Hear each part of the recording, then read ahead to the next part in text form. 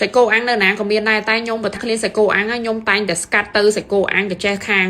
នៅក្នុងបរិយាសូនីគ្រាន់តែនិយាយឈ្មោះបែបមានអ្នកស្គាល់ច្រើនដែរដោយសារតែសាច់គោអាំងកន្លែងនោះលក់ដាច់មែនតើហើយអត់និយាយលេងសើចទេបើថាអ្នកដែលគាត់បានភ្លក់កន្លែងហ្នឹងហើយគឺដឹងតែជាប់ចិត្តឲ្យតែថាឃ្លានសាច់គោអាំងពោះគោអីហ្នឹងគឺដឹងតែទៅហ្នឹងហើយដោយសារតែសាច់របស់គាត់ផុយផ្អែមឆ្ងាញ់មែនតើសាច់គោខ្មែរយើងឲ្យតែថាចេះរើសត្រូវយកអាល្អនេះមកលក់អញ្ចេះមកអត់ខ្វះទេភ្ញៀវព្រោះអ្នកហូបគឺគេឆ្លាតណាស់ហូបមកដឹងសាច់ណាថ្លៃសាច់ណាល្អអីហ្នឹងគឺគេដឹងមែនតើដូចកន្លែងនេះអញ្ចឹងឲ្យតែថាបានហូបហើយគឺដឹងតែឆ្ងាញ់ជក់មាត់ហើយដឹងតែរកកន្លែងហ្នឹងទៀតហើយដោយសារតែសាច់របស់គាត់ប្រើប្រភេទសាច់ល្អផ្អែមឆ្ងាញ់ហើយភ្ញៀវរបស់គាត់និយាយពីថាអូយតារាល្បីក៏ម៉ួយកន្លែងហ្នឹងដែរអាចតាមដាននៅលើเพจគាត់ក៏បានដែរប៉ុន្តែខ្ញុំអត់និយាយលេងសើចទេព្រោះដោយសារខ្ញុំផ្ទាល់ខ្ញុំចូលចិត្តញ៉ាំសាច់គោអាំងរបៀបអញ្ចឹងណាគឺខ្ញុំទៅរកកន្លែងគាត់មែនហើយទៅលើទឹកប្រហុករបស់គាត់ណាបើសិនជាណាគេគាត់អត់សូវប៉ិនប្រហុកទេ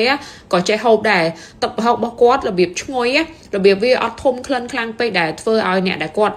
អត់សូវប៉ិនប្រហុកអីក៏អត់ចេះហូបទេកន្លែងហ្នឹងខ្ញុំធានាថាអ្នកទាំងអស់នេះចេះហូបដោយសារតែខ្ញុំហ្នឹងគឺដូចគ្នាអត់សូវប្រកែប្រហុកទេប៉ុន្តែទឹកប្រហុកកន្លែងហ្នឹងគឺខ្ញុំញ៉ាំឆ្ងាញ់មែនតើអត់មានត្រូវការទឹកម្រេចទេហើយតម្លៃរបស់គាត់វិញគឺមាន20000និយាយទៅតាមការកំងរបស់យើងឯងចាប់ពី20000ឡើងទៅគឺសមរម្យមកល្មមយើងហូបមានបន្លែមានអីអញ្ចឹងណាហើយបានមុខម្ហូបចេះអីអត់មានភ្លេចបានទេជាមួយនឹង Gangsburg និយាយទៅគឺអូយញ៉ាំមកគឺត្រូវគ្នាមែនតើណាហើយក៏ចង់អបអរសាទរដល់ Gangsburg រសជាតិលំដាប់ពិភពលោកឈ្នះមេដាយមាសកម្រិតពិភពលោកឆ្នាំ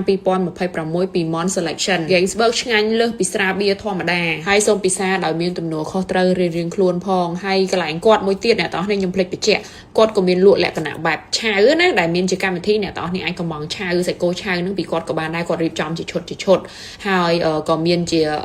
ងាវអីផ្សេងទៀតនិយាយទៅមកហូបក្លែមយើងហូបជាក្លែមក៏បានហូបមួយបាយក៏ត្រូវអញ្ចឹងណាបើថាណាគេគាត់ចូលចិត្តសាច់គោអាចសាកកន្លែងហ្នឹងម្ដងខ្ញុំណែនាំអ្នកទាំងអស់នេះខ្ញុំណែនាំមែនព្រោះដោយសារសាច់កន្លែងនេះឆ្ងាញ់មែនផ្អែមឆ្ងាញ់គាត់ប្រើសាច់ល្អអញ្ចឹងទីតាំងលម្អិតអីបន្ថែមខ្ញុំដាក់នៅក្នុង comment ជូនអរគុណ